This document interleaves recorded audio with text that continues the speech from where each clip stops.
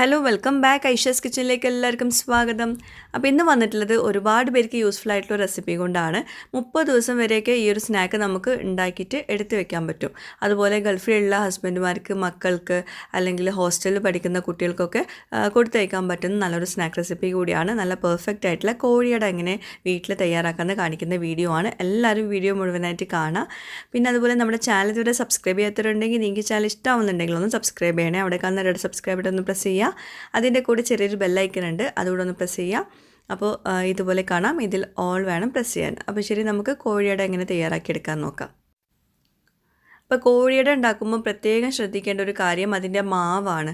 അപ്പോൾ മാവ് നല്ല ക്രിസ്പി ആയിട്ട് കിടക്കണം. കുറേ കാലം നമ്മൾ എടുത്തു വെക്കുന്നതുകൊണ്ട് തന്നെ ആ ഒരു ക്രിസ്പിനെസ് അത് പോവാണ്ട് കുറേ കാലം സൂക്ഷിക്കാനുള്ളതല്ല. അപ്പോൾ അതുകൊണ്ട് തന്നെ മാവ് തയ്യാറാക്കുമ്പോൾ ഒരുപാട് ശ്രദ്ധിക്കാനുണ്ട്. അപ്പോൾ ആദ്യം ഞാൻ ഒരു 2 കപ്പ് മൈദപ്പൊടി ഒരു ബൗളിലേക്ക് ഇട്ട് കൊടുക്കുന്നുണ്ട്. അതിലോട്ട് കുറച്ച് മാത്രം ഉപ്പ് മതി കേട്ടോ, ഇത്രയും വേണ്ട, കുറച്ചെടുക്കുക.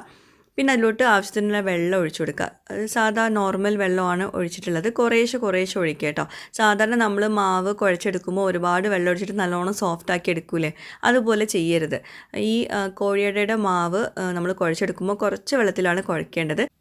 എന്നിട്ട് നമ്മളത് കുഴച്ചിട്ടാണ് അത് സോഫ്റ്റ് ആക്കി എടുക്കേണ്ടത്, അല്ലാണ്ട് വെള്ളം കൂട്ടിയിട്ടല്ല സോഫ്റ്റ് ആക്കേണ്ടത്. അപ്പോൾ നിങ്ങൾക്ക് കാണുമ്പോൾ തന്നെ ഈ ഒരു മാവ് കണ്ടാൽ തന്നെ മനസ്സിലാവും. കുറേ പേർക്കുള്ള ഡൗട്ടാണത് കേട്ടോ, എങ്ങനെയാണ് ഈ മൈദപ്പൊടി വെച്ചിട്ടുള്ള മാവ് ക്രിസ്പി ആയിട്ട് കുറേ നേരം നിൽക്കുന്നതെന്നൊക്കെ. അപ്പോൾ അതിൻ്റെ മെയിൻ കാരണം എന്താ വെച്ചാൽ അതിൻ്റെ മാവാണ് കേട്ടോ. മാവ് തയ്യാറാക്കുമ്പോൾ സാധാരണ പോലെ ഭയങ്കര സോഫ്റ്റ് ആക്കിയിട്ട് വെള്ളം ഒഴിച്ചിട്ട് കുഴക്കരുത്. അപ്പോൾ ഞാൻ കുറച്ച് വെള്ളത്തിൽ മാത്രമാണ് ഈ മാവ് കുഴച്ചെടുക്കുന്നത്. അങ്ങനെ നമ്മളിതെല്ലാം കൂടി ഒരു മാവ് പോലെ പരുവത്തിലാക്കിയെടുക്കുക. എന്നിട്ട് പിന്നെ അത് കുറേ നേരം വെച്ചിട്ട് കുഴച്ചെടുക്കണം. അങ്ങനെ അത് സോഫ്റ്റ് ആക്കിയെടുക്കുക. അപ്പോൾ ഞാനത് മുഴുവനായിട്ടും ഡീറ്റെയിലായിട്ട് കാണിക്കാൻ കാരണം ഈ ഒരു ഡൗട്ട് മാറാൻ വേണ്ടിയിട്ടാട്ടോ. അപ്പോൾ ആദ്യം ഭയങ്കര ഹാർഡായിട്ടുള്ളൊരു മാവായിരുന്നു. പിന്നെ നമ്മളതിങ്ങനെ കുഴച്ച് വരുമ്പോൾ ഇങ്ങനെ സോഫ്റ്റായിട്ട് ഇങ്ങനെ വരും. അപ്പം ആ ഒരു സമയത്ത് ഒട്ടും തന്നെ വീണ്ടും വെള്ളം ഒഴിക്കരുത് കേട്ടോ. അത് പ്രത്യേകം ശ്രദ്ധിക്കുക. കുറച്ച് മാത്രം വെള്ളം മതി, ഒരുപാട് വെള്ളം ഒഴിക്കരുത്. സമൂസയൊക്കെ ഉണ്ടാക്കുമ്പോൾ നിങ്ങൾക്ക് വേണമെങ്കിൽ നല്ലോണം സോഫ്റ്റാക്കി എടുക്കാൻ വേണ്ടിയിട്ട് ചിലരൊക്കെ നല്ലോണം വെള്ളമൊക്കെ ഒഴിച്ചിട്ടായിരിക്കും കുഴച്ചെടുക്കുന്നത്. അതുപോലെ ചെയ്യരുത് കേട്ടോ. ഇനി ഇതിലോട്ട് 2 ടീസ്പൂണ് നെയ്യ് ചേർത്ത് കൊടുക്കുന്നുണ്ട്. മിൽമ നെയ്യാണ് ചേർത്തിട്ടുള്ളത്. കുറച്ചൊക്കെ ഒന്ന് കുഴച്ച് ഒന്നിങ്ങോട്ട് സോഫ്റ്റായിട്ട് വന്നാലാണ് നമ്മളിതുപോലെ നെയ്യ് ചേർത്തിട്ട് വീണ്ടും കുഴച്ചെടുക്കുന്നത്. അതും അത്യാവശ്യം നമ്മൾ കുഴച്ചെടുക്കണം കേട്ടോ. ഈ മാവിലാണ് നമ്മുടെ ഈ ഒരു കോഴിയടയുടെ ഒരു പെർഫെക്റ്റ്നെസ്സും ടെക്സ്ചറൊക്കെ കിട്ടുന്നത്. ഇപ്പോൾ കണ്ടോ, നമ്മുടെ മാവ് കുറഞ്ഞ വെള്ളത്തിൽ നമ്മൾ നല്ലോണം കുഴച്ചെടുത്ത് നെയ്യൊക്കെ ചേർത്ത് കുഴച്ചെടുത്ത് അത്യാവശ്യം നല്ലോണം സോഫ്റ്റാക്കി എടുത്തിട്ടുണ്ട്. നെയ്യ് ഒട്ടും തന്നെ സ്കിപ്പ് ചെയ്യരുത്, കാരണം നെയ്യ് ചേർത്താലാണ് നമ്മുടെ കോഴിയുടെ നല്ലോണം ക്രിസ്പി ആയിട്ട് വരിക. അപ്പോൾ മാവ് കുഴച്ചെടുക്കുമ്പോൾ ഇത്രയും കാര്യങ്ങളൊക്കെ ശ്രദ്ധിക്കുക. അതേപോലെ തന്നെ കുറഞ്ഞ ഉപ്പ് മാത്രം ചേർത്താൽ മതി കേട്ടോ. മാവിൽ കൂടുതൽ ഉപ്പ് ചേർക്കരുത്. അപ്പോൾ നമ്മുടെ മാവ് നല്ലോണം കുഴച്ചെടുത്തിട്ടുണ്ട്. കുഴച്ച് നമ്മുടെ മാവ് നല്ലോണം സോഫ്റ്റായിട്ട് വന്നിട്ടുണ്ട്. ഇനി നമുക്കിത് റെസ്റ്റ് ചെയ്യാൻ വെക്കാം. എന്നിട്ടാണ് നമ്മൾ ബാക്കി പരിപാടികളൊക്കെ ചെയ്യുന്നത്. എത്രത്തോളം ഇത് റെസ്റ്റ് ചെയ്യാൻ വെക്കുന്നോ അത്രത്തോളം നല്ലോണം സോഫ്റ്റായിട്ട് വരും. അപ്പോൾ നമുക്കിത് മാറ്റി വയ്ക്കാം.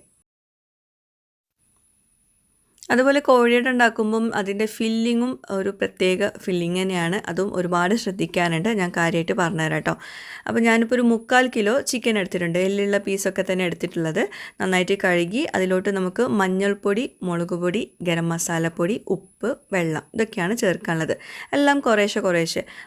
ഞാൻ മഞ്ഞൾപ്പൊടി ഒരു 1/2 ടീസ്പൂൺ എടുത്തിട്ടുണ്ട്. മുളക് പൊടി ഒരു 1 ടീസ്പൂണ്, ഗരം മസാലപ്പൊടി ഒരു 1/2 ടീസ്പൂണ്, ഉപ്പ് കുറച്ച് മാത്രം മതി. കാരണം നമ്മൾ മൊത്തത്തിൽ ഉപ്പ് ചേർക്കുന്നുണ്ടല്ലോ, അപ്പം പെട്ടെന്ന് ഈ സ്നാക്സിലൊക്കെ ഉപ്പ് കൂടാൻ ചാൻസ് ഉണ്ട്. അപ്പോൾ അതുകൊണ്ട് കുറച്ച് മാത്രം ചേർക്കുക. കുറേ വെള്ളം ഒഴിച്ചു കൊടുത്തിട്ടുണ്ട്. നല്ലോണം കുക്കാവണം കേട്ടോ. അപ്പോൾ ചിക്കൻ നന്നായിട്ട് വേവിച്ചെടുക്കുക. ഞാൻ ഇത്രയും വെള്ളം ഒഴിക്കാൻ കാരണം അത്യാവശ്യം നന്നായിട്ട് വേവിച്ചെടുക്കണം. എന്നിട്ട് തുറന്ന് വെച്ചിട്ട് നമ്മളൊന്ന് ഡ്രൈ ആക്കി എടുക്കും വേണം കേട്ടോ. അത്രയും വെള്ളം ഒഴിവാക്കി കളയരുത്. അപ്പം കുറച്ച് കഴിഞ്ഞാൽ ഒന്ന് തുറന്ന് വയ്ക്കുക. ഇടയ്ക്കിടയ്ക്ക് മിക്സ് ചെയ്ത് കൊടുക്കാനും മറന്നു പോകരുത്. ഇനിയിപ്പം ഇറച്ചി പീസ് മാത്രമാണെങ്കിൽ അങ്ങനെയും ചെയ്തെടുക്കാം കേട്ടോ. അതാകുമ്പോൾ കുറച്ചുകൂടി എളുപ്പമാവും. ഇതിപ്പോൾ എല്ലുള്ള പീസും കൂടിയാണ് കേട്ടോ. അപ്പോൾ ചിക്കൻ നന്നായിട്ട് കുക്കായിട്ടുണ്ട്. കുറച്ച് വെള്ളം അവിടെ ഉണ്ട് കേട്ടോ. അത് ഞാൻ പറഞ്ഞുതരാം എന്താ ചെയ്യേണ്ടതെന്നുള്ളത്. അല്ലെങ്കിൽ നിങ്ങൾക്ക് അത്രയും വെള്ളം വറ്റിച്ചെടുക്കാം. അപ്പം വെള്ളത്തിലധികം ഉപ്പ് ചേർക്കേണ്ട എന്നുള്ളത് മനസ്സിലായല്ലോ. അത്രയും വെള്ളം വറ്റിച്ചെടുക്കുമ്പം എങ്ങനെയാണല്ലോ ഉപ്പ് കൂടാനുള്ള ചാൻസ് ഉണ്ട്. അപ്പോൾ ഉപ്പ് കുറച്ച് മാത്രം ചേർത്ത് കൊടുക്കുക കേട്ടോ.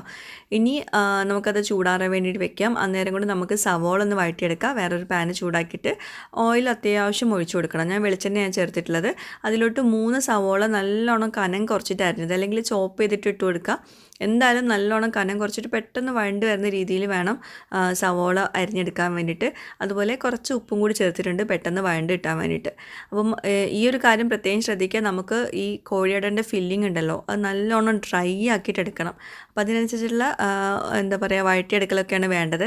അപ്പോൾ സവോള ഒന്ന് കളറ് മാറി അതിൻ്റെ പച്ചച്ചൊവ്വ മാറി വന്ന ശേഷം അതിലോട്ട് ഇഞ്ചി വെളുത്തുള്ളി ചതച്ചതും, പിന്നെ പച്ചമുളക് ഒരെണ്ണം ചെറുതായിട്ട് അരിഞ്ഞതും, പിന്നെ കറിവേപ്പില ചെറുതായിട്ട് ചോപ്പ് ചെയ്തതും ചേർത്ത് കൊടുക്കുന്നുണ്ട്. പിന്നെ മല്ലിയിലൊക്കെ ഉണ്ടെങ്കിൽ അതൊക്കെ ചേർത്ത് കൊടുക്കുക കേട്ടോ. അപ്പോൾ ഇതെല്ലാം കൂടി നന്നായിട്ട് വഴറ്റിയെടുക്കണം. നല്ലോണം കളറൊക്കെ മാറി വരുന്ന വരെ കുക്ക് ചെയ്തെടുക്കണം കേട്ടോ. അപ്പോൾ സവോളയിൽ നിന്ന് വെള്ളമൊക്കെ ഇങ്ങനെ ഇറങ്ങി വരുന്നുണ്ട്, അതൊക്കെ ഡ്രൈ ആവണം. അതിന് ശേഷം മാത്രം നമ്മളിതിലോട്ട് ചിക്കന് ചേർത്ത് കൊടുക്കുന്നത്, അത് പ്രത്യേകം ശ്രദ്ധിക്കുക. അപ്പോൾ ഞാൻ സമയം ഒട്ടും കളയണ്ട എന്ന് വിചാരിച്ചിട്ടാണ് ഇതിപ്പം സവോള അവിടെ വഴറ്റിയെടുക്കുന്നത്. അപ്പോൾ ചിക്കൻ നമ്മൾ റെഡിയാക്കിയിട്ടില്ല കേട്ടോ. ചിക്കന് വേവിച്ചെടുത്തിട്ടേ ഉള്ളൂ. അത് നമുക്കിനി പിച്ചെടുത്തിട്ട് അതൊന്ന് ബ്ലെൻഡ് ചെയ്തെടുക്കാനുണ്ട്, ഒന്ന് ക്രഷ് ചെയ്തെടുക്കാനുണ്ട്. അപ്പോൾ അതാ സവോളയുടെ കളറൊക്കെ മാറി വരുന്നുണ്ട്, അതിലുള്ള വെള്ളമൊക്കെ വറ്റിയിട്ടുണ്ട്. എന്നാലും അവിടെ ചെറിയ ഫ്ലെയിമിൽ ഇരിക്കട്ടെ. അപ്പോഴേക്കും നമുക്ക് ഈ എല്ലുമെന്ന് ചിക്കൻ എടുത്തിട്ട് നമുക്കതൊന്ന് ക്രഷ് ചെയ്തെടുക്കണം കേട്ടോ.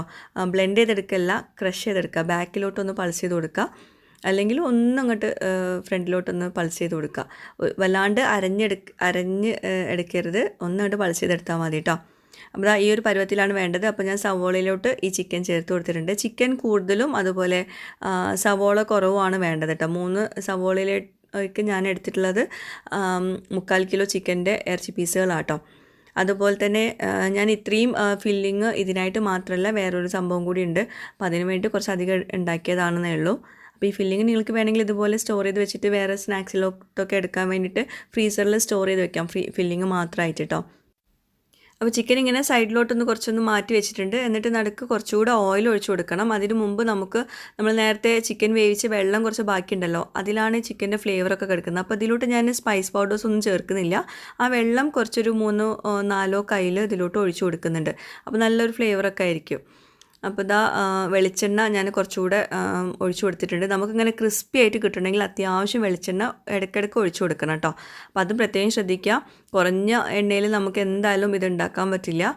കോഴിയട എന്ന് പറയുമ്പം നല്ലോണം മുരിയർപ്പിച്ചെടുത്തിട്ടുള്ള ചിക്കനാണ് വേണ്ടത്. ചിക്കന് പകരം ബീഫും എടുക്കും കേട്ടോ. സാധാരണ നമ്മൾ ഗൾഫിലേക്ക് കൊടുത്തയക്കാൻ വേണ്ടി ബീഫ് വെച്ചിട്ടായിരിക്കും ഇത് ഉണ്ടാക്കുന്നത്. രണ്ടും ടേസ്റ്റ് തന്നെയാണ്, പക്ഷേ ബീഫ് വെച്ചിട്ടാകുമ്പോൾ കുറച്ചുകൂടെ ടേസ്റ്റിയാണ്. അപ്പോൾ ഇതുപോലെ ഞാനിങ്ങനെ പരത്തി വെച്ചിട്ടുണ്ട് നല്ലോണം കുക്കായി കിട്ടാൻ വേണ്ടിയിട്ട്.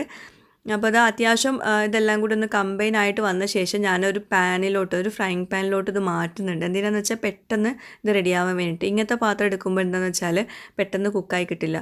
ഫ്രൈങ് പാൻ ഇങ്ങനെ പരന്ന പാത്രമാകുമ്പം അത്യാവശ്യം ഓയിൽ ഒഴിച്ചിട്ട് നമുക്കിതുപോലെ പെട്ടെന്ന് ഫ്രൈ ആക്കി എടുക്കാൻ പറ്റും. ഒരു പാനിലേക്ക് വെളിച്ചെണ്ണ ഒഴിച്ച് കൊടുത്തിട്ടുണ്ട്. അതിലോട്ട് നമ്മുടെ ഈ ഒരു ഫില്ലിംഗ് ഇട്ട് കൊടുക്കുന്നുണ്ട്. ഇങ്ങനെ പരത്തി വെച്ചിട്ട് കുക്ക് ചെയ്തെടുക്കുകയാണെങ്കിൽ പെട്ടെന്ന് കുക്കായി കിട്ടും. അതുപോലെ ഹൈ ഫ്ലെയിമിൽ വെക്കുവാണെങ്കിൽ പെട്ടെന്ന് മുരർത്ത് കിട്ടും, പക്ഷേ അത് കൈ വിടാണ്ട് ഇളക്കിക്കൊണ്ടേ ഇരിക്കണം. അതൊക്കെ പ്രത്യേകം ശ്രദ്ധിക്കുക, അല്ലെങ്കിൽ അടിയിൽ പിടിക്കും കേട്ടോ പെട്ടെന്ന്. ഇനി ലോ ഫ്ലെയിമിൽ വെച്ച് ചെയ്യുവാണെങ്കിൽ ഇടയ്ക്കിടയ്ക്ക് വന്നിട്ട് ഇളക്കി കൊടുത്താൽ മതിയാവും. എന്തായാലും ഇതൊരു അരമണിക്കൂർ ടൈം എടുക്കും നമ്മുടെ ഈ ഒരു ഫില്ലിംഗ് റെഡിയാവാൻ വേണ്ടിയിട്ട്. ഞാൻ പ്രത്യേകം എടുത്ത് പറയാൻ കാരണം എന്താ വെച്ചാൽ ഈ ഒരു സ്നാക്ക് ഉണ്ടാക്കുമ്പോൾ കുറച്ചധികം ഉണ്ടാക്കി വെക്കുകയാണെങ്കിൽ വളരെ എളുപ്പമാവും. കുറേ കാലത്തേക്കുള്ള സ്നാക്ക് റെഡിയാക്കി കിട്ടും കേട്ടോ. അപ്പോൾ ഇനി നമുക്ക് ഈ ഒരു മാവ് ഒന്ന് റെഡിയാക്കി എടുക്കുക. അതിനായിട്ട് ഇങ്ങനെ ബോൾസ് ആക്കി വെക്കുക കേട്ടോ. വലിയ വലിയ ബോൾസ് ആക്കുന്നതാണ് നല്ലത്. നമ്മൾ പരത്തി എടുത്തിട്ട് ഇത് കട്ട് ചെയ്തെടുക്കുകയാണ്, റൗണ്ട് ഷേപ്പിൽ കട്ട് ചെയ്തെടുക്കുകയാണ്. അപ്പോൾ വലിയ വലിയ ബോൾസ് ആക്കി എടുക്കുവാണ്. പിന്നെ ശ്രദ്ധിക്കേണ്ട ഒരു കാര്യം, ഇത് അടച്ച് വെക്കണം. ഈ മാവ് നമ്മൾ ഓരോന്നോരോന്നായിട്ട് എടുത്ത് പരത്തുന്ന സമയത്ത് മാവ് ഡ്രൈ ആയി പോകാണ്ടിരിക്കാൻ പ്രത്യേകം ശ്രദ്ധിക്കുക. ഡ്രൈ ആയിട്ടുണ്ടെങ്കിൽ നമ്മൾ വിചാരിച്ച പോലെ അതുകൊണ്ട് മടക്കാനും ഒക്കെ ബുദ്ധിമുട്ടാവും കേട്ടോ. അപ്പോൾ അതിനിടയ്ക്ക് നമ്മുടെ ഫില്ലിങ് ഇങ്ങനെ ഇളക്കി കൊടുക്കാനും മറന്നു പോകരുത്. ഞാൻ ചെറിയ ഫ്ലെയിമിൽ വെച്ചിട്ടുണ്ടായിരുന്നു. പിന്നെ അതിന് ശേഷം പിന്നെ ഹൈ ഫ്ലെയിമിൽ വെച്ചിട്ട് നല്ലോണം ഒന്ന് ഇളക്കിക്കൊണ്ടേയിരുന്നു കേട്ടോ. അപ്പോൾ പെട്ടെന്ന് ഇങ്ങനെ ക്രിസ്പി ആയിട്ട് വരുന്നുണ്ട്. എന്നാലും നല്ലോണം ക്രിസ്പി ആയിട്ട് വരണം, കാരണം ഇത് കുറേ കാലം നമ്മൾ എടുത്ത് വെക്കാനുള്ള സ്നാക്കാണ്. അപ്പോൾ അതുകൊണ്ട് തന്നെ ചിക്കൻ നല്ലോണം ഫ്രൈ ആയിട്ട് വരണം, പക്ഷേ കരിഞ്ഞു പോവുകയും ചെയ്യരുത്. പിന്നെ പലരും കോഴിയുടെ ഒക്കെ ഉണ്ടാക്കുമ്പോൾ സമൂസയുടെ ടെക്സ്ചറിലായിരിക്കും ഉണ്ടാക്കുന്നത്. അത് ഫ്രൈ ആക്കുമ്പോഴും ക്രിസ്മസ് ഉണ്ടാവില്ല, അകത്തുള്ള ഫില്ലിങ്ങും ക്രിസ്പി ആയിട്ട് എടുക്കില്ല. അപ്പോൾ നമുക്ക് പെട്ടെന്ന് അത് എന്താ പറയുക ഭയങ്കര സോഫ്റ്റായിട്ട് പോകും. അപ്പോൾ ഇതെന്ന് പറയുമ്പം എപ്പോഴും ആ ഒരു ക്രിസ്പിനെസ് മെയിൻറ്റെയിൻ ചെയ്യണം. കോഴിയുടെ പ്രത്യേകത അതാണ്. അപ്പോൾ അതിന് നമ്മുടെ ഫില്ലിങ് നല്ലോണം ക്രിസ്പി ആയിരിക്കണം. ഫില്ലിങ് ക്രിസ്പി ആയാലാണ് നമ്മുടെ ആ ഒരു കോഴിയുടെ ടെക്സ്ചർ കുറേ കാലം ക്രിസ്പി ആയിട്ട് കിടക്കുകയുള്ളൂ. അപ്പോൾ അതൊന്ന് ശ്രദ്ധിക്കുക. ഫില്ലിങ്ങിൽ വെള്ളത്തിൻ്റെ അംശം ഉണ്ടെങ്കിൽ അതിൻ്റെ പുറം ഭാഗം പെട്ടെന്ന് സോഫ്റ്റായിട്ട് പോകും.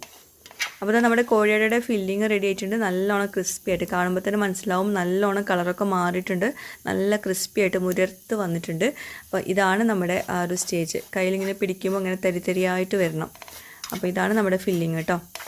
പിന്നെ കോഴിയുടെ ഒക്കെ ഉണ്ടാക്കുമ്പോൾ എപ്പോഴും 2 ആൾക്കാരൊക്കെ കൂടി ഉണ്ടാക്കുമ്പോഴാണ് നമുക്ക് പെട്ടെന്ന് സംഭവം റെഡിയാവുക. അതുപോലെ തന്നെ വേറൊരു കാര്യം ശ്രദ്ധിക്കാനുള്ളത്, കുറേ അട ഉണ്ടാക്കി വെക്കുമ്പോൾ നമുക്ക് കുറേ കാലത്തേക്കുള്ള സ്നാക്ക് റെഡിയാക്കാൻ പറ്റും. അപ്പോൾ ഈ ഒരു ഫില്ലിങ് വെച്ചിട്ട് നമുക്ക് ഒരുപാട് കോഴിയുടെ ഉണ്ടാക്കാൻ പറ്റും, ഇത്രയും ഫില്ലിങ് വെച്ചിട്ട്. അപ്പോൾ നിങ്ങൾക്ക് ഞാൻ കാണിച്ചു തരാം ഞാൻ എത്രത്തോളം യൂസ് ചെയ്തത് ഇതിൻ്റെ കേട്ടോ.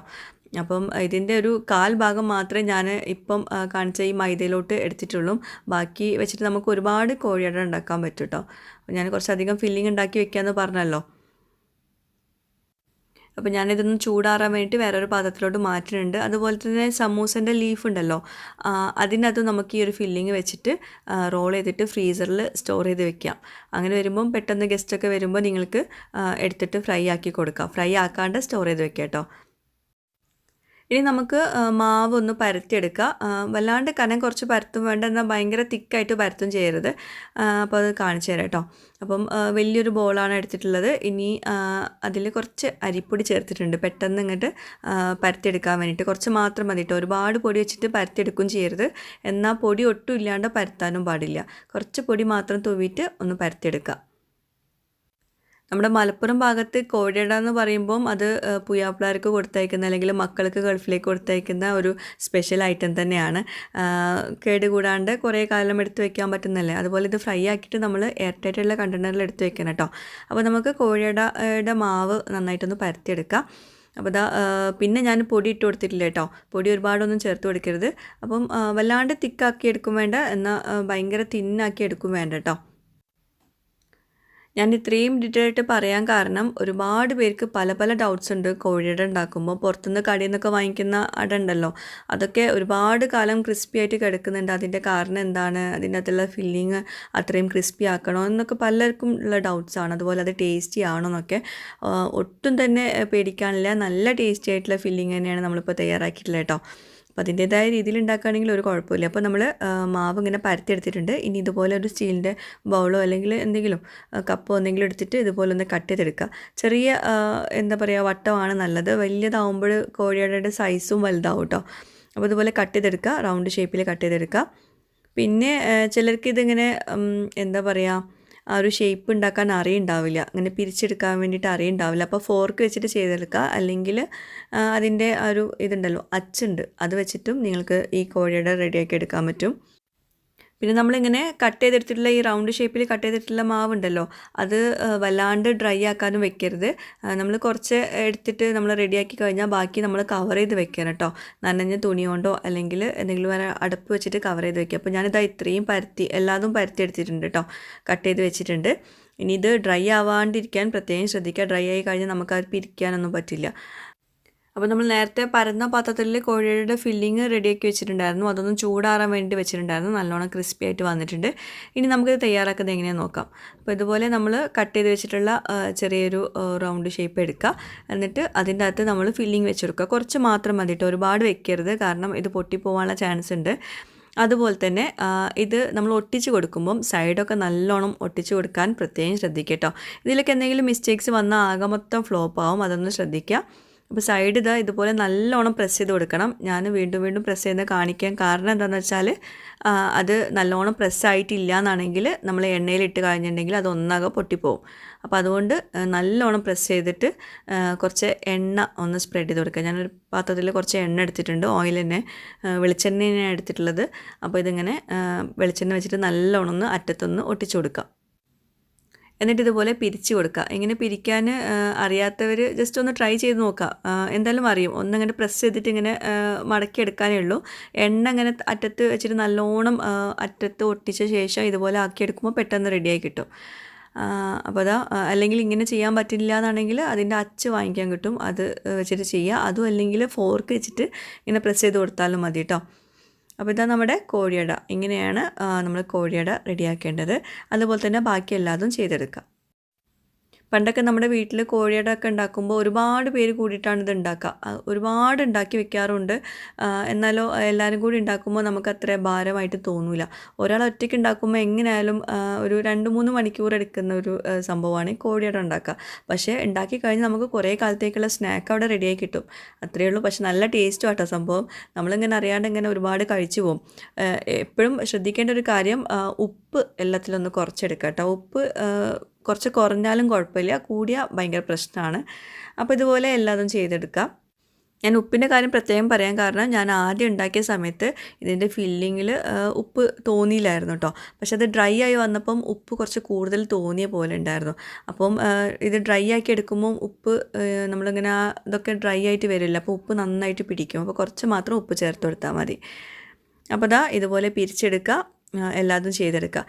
പിന്നെ വീണ്ടും വീണ്ടും പറയുന്ന ഒരു കാര്യം എന്താണെന്ന് വെച്ചാൽ, അതിൻ്റെ അറ്റത അത് ഒട്ടിക്കാൻ മറന്നു പോകരുത്. എണ്ണ കൊണ്ടിങ്ങനെ സൈഡൊന്ന് ഒട്ടിച്ച് കൊടുത്തിട്ട് വേണമെങ്കിൽ ഇങ്ങനെയും ചെയ്യാം കേട്ടോ. നിങ്ങൾ കൈ കൊണ്ട് വെക്കാൻ പറ്റില്ല എന്നാണെങ്കിൽ ഇങ്ങനെ നമ്മൾ എന്താ പറയുക, പത്തിരിപ്പലക ഉണ്ടല്ലോ, അതിൽ വെച്ചിട്ട് ഇങ്ങനെ പ്രസ് ചെയ്ത് കൊടുക്കുക നല്ലോണം ആദ്യം. എന്നിട്ട് വേണം അത് പിരിച്ചെടുക്കാൻ കേട്ടോ.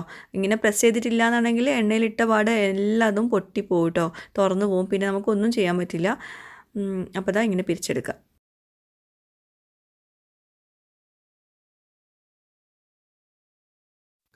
ഇനി കോഴിയട ഫ്രൈ ആക്കുമ്പോൾ ശ്രദ്ധിക്കേണ്ട ഒരു കാര്യം, നമ്മൾ സമൂസ ഫ്രൈ ആക്കുന്ന പോലെയല്ല കോഴിയട ഉണ്ടാക്കുന്നത്. എണ്ണ നല്ലോണം ചൂടാവണം. ചൂടായ എണ്ണയിലേക്ക് ഇത് ഇട്ട് കൊടുക്കുക കേട്ടോ. ഇട്ട് കൊടുത്തിട്ട് ഇതിങ്ങനെ ബബിൾസ് ആയിട്ട് വരും മുകളിലോട്ട്. നിങ്ങൾക്ക് ആ ഒരു ടെക്സ്ചർ കാണിച്ചു തരാം. അതാ ഇങ്ങനെ വരും.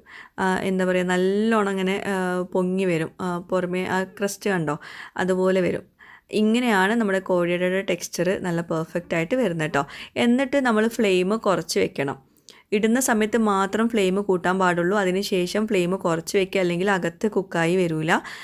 എന്നിട്ട് ഇത് കുറേ നേരം വെച്ചിട്ട് വേണം ഇത് കുക്കാക്കി എടുക്കാൻ കേട്ടോ. ഇടുന്ന സമയത്ത് മാത്രമേ നമ്മൾ ഫ്ലെയിം കൂട്ടി വെക്കുന്നുള്ളൂ. പിന്നെ നമ്മളൊരു മീഡിയം ഫ്ലെയിമിലെങ്കിൽ മീഡിയത്തിന് താഴെ വെച്ചിട്ട് വേണം ഇത് കുക്ക് ചെയ്തെടുക്കാൻ വേണ്ടിയിട്ട്. ഒരു 5 മിനിറ്റൊക്കെ നമ്മൾ എണ്ണയിലിട്ടിട്ട് നല്ലോണം ഫ്രൈ ആക്കി എടുക്കണം. ആ ഒരു ക്രിസ്പിനെസ് കുറേ കാലം നിൽക്കാൻ വേണ്ടിയിട്ടാണ് അത്യാവശ്യം നന്നായിട്ട് ഇത് കുക്ക് ചെയ്തെടുക്കുന്നത് കേട്ടോ. ഇപ്പം നമ്മൾ കോഴിയുടെ ഇടുന്ന സമയത്ത് ഫ്ലെയിം ഒരു മീഡിയം ഫ്ലെയിമിലൊക്കെ ആണെങ്കിൽ ഇതിൻ്റെ ഈ ഒരു ടെക്സ്ചർ കണ്ടോ, ഇങ്ങനെ ഈ ബബിൾസായിട്ട് പൊങ്ങിയൊന്നും വരില്ല, ഒരു ഫ്ലാറ്റ് ടെക്സ്ചറിലായിരിക്കും വരുന്നത്. അപ്പം ആ ഒരു സംഭവം പ്രത്യേകം ഞാൻ എടുത്തു പറയാൻ കാരണം, അങ്ങനെ ചെയ്യരുത്. അതാണ് ഈ കോഴിയുടെ മെയിൻ ആയിട്ടുള്ളൊരു സംഭവം കേട്ടോ. നല്ല ചൂടുള്ള എണ്ണയിലേക്ക് വേണം അത് ഇട്ട് കൊടുക്കാൻ. അത് പ്രത്യേകം ശ്രദ്ധിക്കുക. അപ്പോൾ ഇതൊക്കെയാണ് നമ്മുടെ ഇന്നത്തെ കോഴിയുടെ ടിപ്സുകൾ. അപ്പോൾ ഇതാ ഫ്രൈ ആക്കി എടുത്തിട്ടുണ്ട്. അപ്പോൾ ഇത് ചൂടാറി കഴിഞ്ഞിട്ടുണ്ടെങ്കിൽ എയർ ടൈറ്റ് ആയിട്ടുള്ള കണ്ടെയ്നറിൽ എടുത്ത് വെക്കുക. കുറേ കാലം നമുക്ക് സൂക്ഷിച്ച് വെക്കാം.